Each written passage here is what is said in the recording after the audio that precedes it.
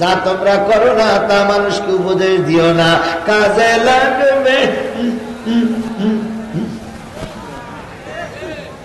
দেখেন না, ওবায়দুল কাদের বলেছিল আমরা পালাই না, আমরা পালানো জাত নই। শেখ হাসিনা পালাইয়ে যায় না, অথচ ওনারাই আগেই পালাই চলে গেছে।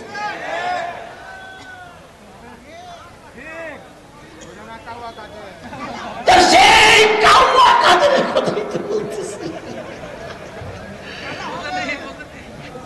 এই জন্য এখন ওনার দিয়ে একটা গান তুলেছে, ভালো হয়ে যাও, ভালো হয়ে যাও মাসুদ তুমি, এ কথা কি বলবে আর পালিয়ে গেছি কমঙ্গলদের, কেউ জানে না খবর তার, ভালো হয়ে যাও। কি শুনবো? তাহলে হাত উঁচু করেছেন, আল্লাহ দেখেছে আপনার হাত উঁচু করা। যদি আমার মোনাজাতের আগে আপনি চলে যান, কিয়ামতের দিন এই হাত বলবে আল্লাহ উঁচু করেছিল কিন্তু থাকিনি। কি ওই দেখেন একজন মুরব্বী উঠেছে, মুরব্বী মুরব্বী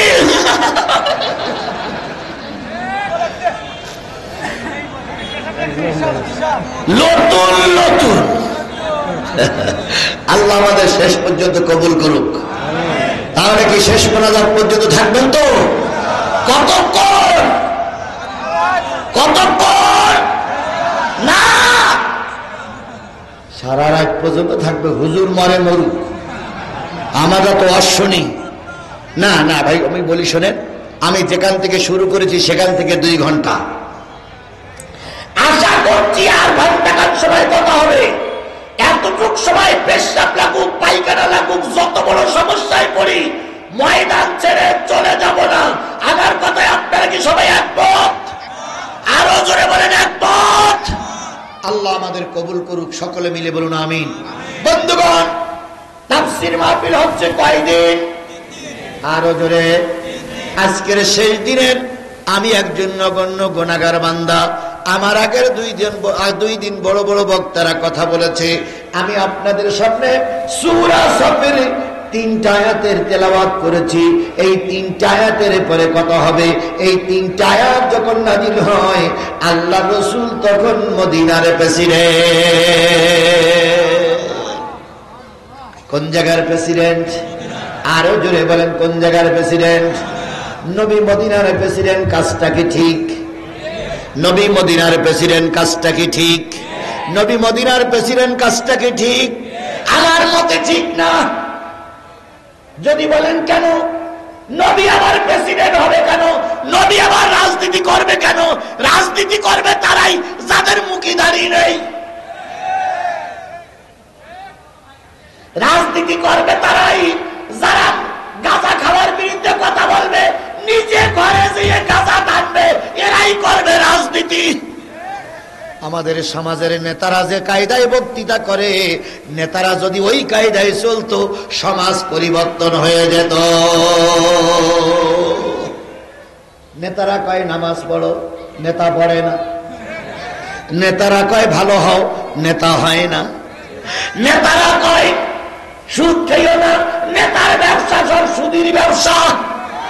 নেতারা কয় দুর্নীতি করো না, নেতারা সরকারি পুকুর দখল করে বসে আছে। এই হলো নেতা, এই হলো নেতা, এই হলো।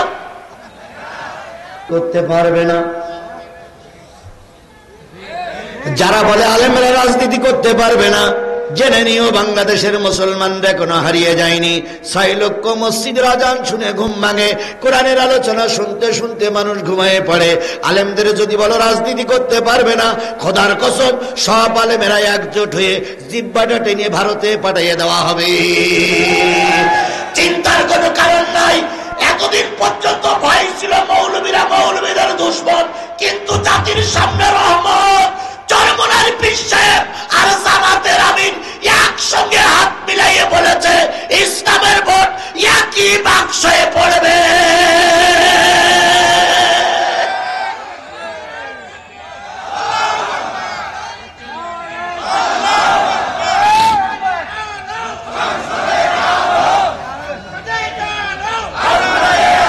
ইসলামের ইসলামের ভোট এক বাক্সে পড়বে মানে কি আমরা দুইজন এক? সুবহানাল্লাহ বলবেন না, সুবহানাল্লাহ বলবেন না, সুবহানাল্লাহ বলবেন না। তাহলে যে অবস্থা আমরা দেখতে পাচ্ছি, যদি সব ঠিক থাকে, আগামী দেশ হবে টুপিওয়ালাদের দেশ, আগামী সংসদ হবে টুপিওয়ালাদের সংসদ, আগামী গণভবন হবে টুপিওয়ালাদের গণভবন। আল্লাহ সেই দিনটা আমাদের দেখার তৌফিক দান করুক। আরো জোরে বলেন আমিন। এই দিনটা যখন নাজিল হলো, আল্লাহর নবী তখন কোন জায়গার প্রেসিডেন্ট? আরো জোরে বলেন কোন জায়গার প্রেসিডেন্ট? আল্লাহর নবী মদিনায় যাওয়ার পর কাফেরেরা মদিনা আক্রমণ করলো, কাফেরদের সঙ্গে মুসলমানদের যুদ্ধ হলো। প্রথম যুদ্ধটার নাম কি? আরো জোরে বলেন প্রথম যুদ্ধটার নাম কি? বদরের যুদ্ধ। বদরের যুদ্ধে মুসলমানদের সংখ্যা কত? 313। কাফেরদের সংখ্যা কত? 1000-এর উপরে। এই ছেলেরা ওটা কেন? বসুন। আমি আমার বাবার কথা বলিনি একবারও। আগের নেতারা বলেছে তাদের নামে কয়টা মামলা কি সব কিছু বলেছে, আমার নামে মামলা আছে তা এখনো বলিনি। সেটা বলার উদ্দেশ্য নাই, মূল কথা বলার উদ্দেশ্য কোনটি? আরো ধরে বলেন। আপনি উঠতেছেন কেন? আপনি মুসলমান নয়? বরং আরো বাজার থেকে লোক এসে বলবে আপনি উঠবেন কেন? যদি জন্মের সময় কানে আজান হয়ে থাকে আপনি কোরআনের মাহফিল ছেড়ে যেতে পারেন না। যদি আপনার বাপমার বিয়ে কোনো মৌলবি পড়াই থাকে নিশ্চয়ই আপনি কোরআনের মাহফিল থেকে চলে যেতে পারেন না। যে কোনা যাবে বুঝতে হবে শরীয়তের ওজোর ছাড়া যদি কেউ যায় ওর রক্তের ভিতরে ভেজাল। বাজারের লোক এসে দাঁড়াচ্ছে, বসার জায়গা নেই, আর উনি মাঝখান থেকে ঠুসঠাস করে ওঠে। এতই যদি প্রেসার থাকে, ডায়াবেটিস, তার মাঝখানে বসছেন কেন আপনি? আসলে ডায়াবেটিস টিসিস কিছু না, বিড়ি এটা না চিনেছে, বিড়ি বিড়ি বিড়ি।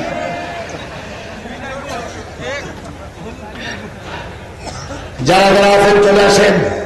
সময় যত শেষ হয়ে যাবে ততই আপনার জন্য আমার জন্য দোয়ার পরিবেশ তৈরি হবে। কথা বলেন, কথা বলেন, কথা বলেন। আমার ভাইয়েরা, যে জিনিসটা বুঝাতে চাচ্ছিলাম, আল্লাহর নবী উহুদের ময়দানে, বদরের ময়দানে কয়শো? 300। কাফেরেরা কয়জন? মোকাবেলা করলেন কাফেরদের সঙ্গে, মুসলমানদের জয় হলো না, মুসলমানরা হেরে গেল। আরো জোরে বলেন, মুসলমানরা জিতে গেল না হেরে গেল? মুসলমানরা জিতে গেলেন কয়শো লোক নিয়ে?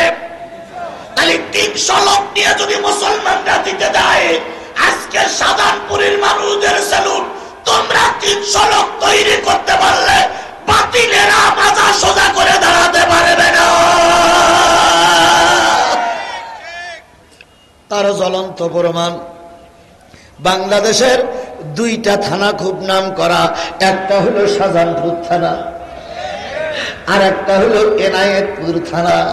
এরা পুলিশের সঙ্গে, সেনাবাহিনীর সঙ্গে মোকাবেলা করা বাটি। শাহজাহানপুর থানায় কি করেছেন আপনারা?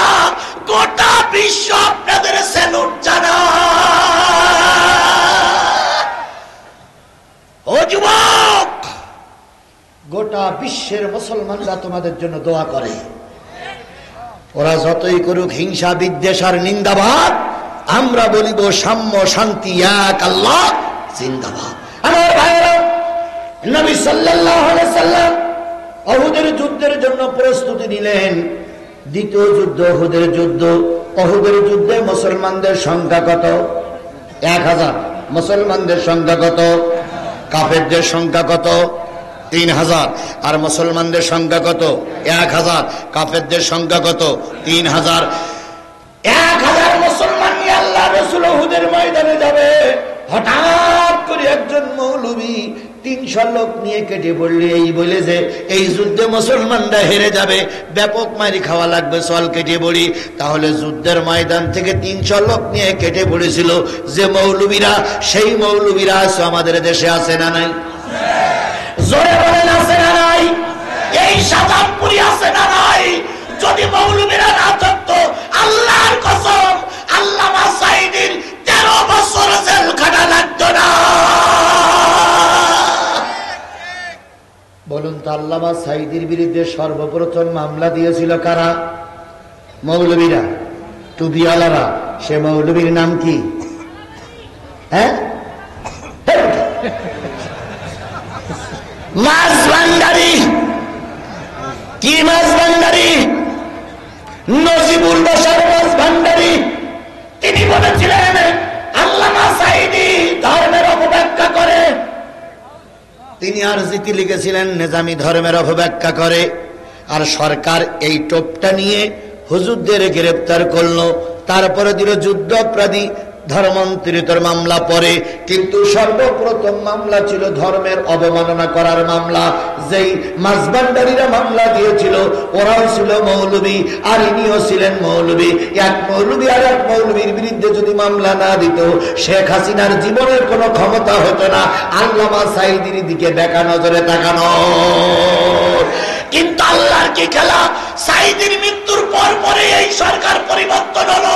এই সরকার পরিবর্তন হওয়ার পরে মাছ ভান্ডারি পটল তুলেছে। কিন্তু আমি আল্লাহরে বলি, আল্লাহ এত তাড়াতাড়ি ও তুলে নিলে কেন? আমরা তো একটা একটা সিমটি দেব, একটা একটা বক্সিং দেব, চিট করবো, ভোট করবো, লাঠি মারবো, কিল মারবো, তারপরে নেবা। তাড়াতাড়ি নিলে কেন? এটাও আল্লাহর খেলা। ওই মাছ ভান্ডারীরা যদি আমাদের ইসলামী আন্দোলনের বিরোধিতা না করতো, ইসলামী আন্দোলন অনেক আগেই প্রতিষ্ঠা হয়ে যেত। পানির ভিতর আগুন জ্বলে, পানির ভিতর আগুন জ্বলে, ঝড় বাতাসে নেবে না। খাজা বাবার মুরিদ হইলে নামাজ রোজা লাগে না। পানি গড় গড়াইয়া পড়তাছে, বাবা আমায় ডাকতাছে, আইলে মানিক আমার বুকে, বুকের ভিতর আছে প্রাণ, তার ভিতরে মেশিন গান। ভান্ডারি বাবা আমায় কি শোনেননি? শোনেননি? শোনেননি? আপনারা শোনেন নাই? তাহলে তখনও ইসলামের বিরুদ্ধে হুজুর ছিল, এখনো ইসলামের বিরুদ্ধে হুজুর আছে না নাই? আল্লাহর কোটি কোটি শুকরিয়া যে চরমোনাই ফতোয়া দিত বাংলাদেশ জামাত ইসলামী কোন ইসলামী দল নয়। সেই চরমোনাই আর জামাত এক হয়ে বলতেছে দুইজনের ভোট একই বাক্সে। সারা জীবন ওরা ফতোয়া দিয়েছে ইসলামী জামাত ইসলাম একটা ফেরকা দল। দেখেন জামাত ইসলামের আমিরকে আল্লাহ পাক কত বড় রহমত দিয়েছে। তিনি চরমোনার বাড়িতে আগেই গেছে। সুবহানাল্লাহ, সুবহানাল্লাহ, সুবহানাল্লাহ।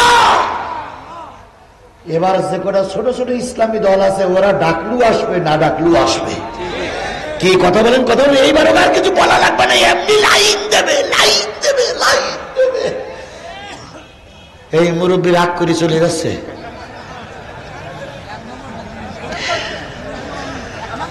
ভাই আমরা মরি আর আপনারা বেঁচে থাকেন নাকি? এই নওগাঁ জেলা আছেন, এখানে একটা মান্দা থানা আছে, নাম শুনেছেন কোনোদিন আপনারা? ওই মান্দা থানায় এক হুজুর ওয়াজ করতে গেছে। যেয়ে ওয়াজ করতে গিয়ে এক ফাঁকে বলেছে, ভাই এটা কিসের মাহফিল? কয় এটা গোরস্তানের মাহফিল। গোরস্তান বোঝেন আপনারা? গোরস্তানে জীবিত লোক থাকে না মৃত্যু লোক থাকে? তা গোরস্তানের মাহফিল। তা হুজুর মাহফিলে জিজ্ঞেস করছে, আপনাদের গোরস্তানে কি কোনো হুজুর ঘুমাইয়া আছে? কোন হুজুরের কবর দেওয়া আছে? তো জনগণ বলবে, না হুজুর, আমরা হুজুর কবর দেওয়ার মতন হুজুর পাইনি, আর আমাদের এলাকার কোনো হুজুর মরিও নি, ওখানে কবরও দেওয়া হয়নি। হুজুর তখন বলতে, শুনিয়ে রাখেন, লিখে রাখেন, যদি কবরস্থানে বা গোরস্থানে কোনো হুজুরির কবর থাকে, সেই গোরস্থানের ব্যক্তিদের হুজুরির কারণে আল্লাহ মাফ করে দেবে। তখন এরা চিন্তা করতে, ভালো একটা সুযোগ, হুজুর থাকলে গোরস্থানের কবরে আযাব মাফ। এখন এরা শুনিয়ে সব বাড়ি গেছে। পরের দিন সকালবেলা আজান দিয়েছে, হুজুরের দুইজন শাগিরাত নামাজ পড়তে আইছে, হুজুর নামাজ পড়তে আসেনি। এখন সভাপতি বলতে, হুজুর, ইমাম সাহেব বলতে, হুজুর কালকে ওই যে বড় হুজুর একটা ওয়াজ করেছিলেন শুনে নেন। কয় কি? কয় গোরেস্তানে যদি কোনো হুজুরির কবর দেওয়া থাকে তাহলে সে গোরেস্তানের কবরে আযাব মাপ। তা আমাদের গোরেস্তানে তো কোনো হুজুরির কবর নেই, তো গতকালকে সে হুজুর কি বাড়ি গেছে না আছে? তা বলতেছে আছে, সেক্রেটারির বাসায় শুয়ে। তা বলতে ওই হুজুরির মেরি কবর দিলে কি হয়? তাহলে অন্তত আমাদের গোরের আযাব গুলো কি হয়ে যায়? মাফ হয়ে যায়। তো ইমাম সাহেব বলতে তা কথা মন্দ না, তাহলে চলেন নামাজ পড়ি সবাই যাই, যে লোক যদি নাও মরে গলা টিপে মেরে এখানে কবর দেব। এই কথা যখন বলতেছে সাগরের দুইজন শুনতেছে, শুনে চিন্তা করতে হুজুর তো মরিয়েছে আর আমাদেরও মেরেছে। এখন সাগরের দুইজন জুতো ফেলাই দিচ্ছে, দৌড় মেরে বলতে, হুজুর কি ওয়াজ করিয়েছেন কালকে? কই কেন? কই এই ঘটনা। হুজুর বলতে তাহলে পালা। সব কজন পালাচ্ছে, পালাই চলে গেল যেন হুজুরের ধরতি না পারে। এখন ভাই আপনারা কি আমার মেরি কবর দিতে চাচ্ছেন নাই নাকি? তাহলে আপনারা দয়া করে উল্টো পাল্টা করতেছেন কেন? আমার এই 11:30 12টার সময় যদি লোক বসানোর জন্য আমার সময় ব্যয় করতে হয়, তাহলে ওয়াজ করবো কখন? একটা লোক যেন পাশের দিয়ে ওঠে না, যেটা উঠবে সেটা জোর করে ধরবেন, আস্তে করে বসাই রাখবেন। যদি বলেন টান টান উত্তেজনা, আপনি বলবেন নিচের দিক দিয়ে ছেড়িয়ে দাও, কালকে মাহফিল হবে না। কালকে মাহফিল হবে, আজকে মাহফিল শেষ না? এই ময়দানে পেশাব করলে কালকের কোনো সমস্যা নেই, তবুও ময়দান ছেড়ে ওঠা যাবে না। কি ঠিক আছে না? আল্লাহ দিনের খাতিরে অল্প সময় কবুল করুক, সকলে মিলে বলেন আমিন। আরো জোরে আমিন।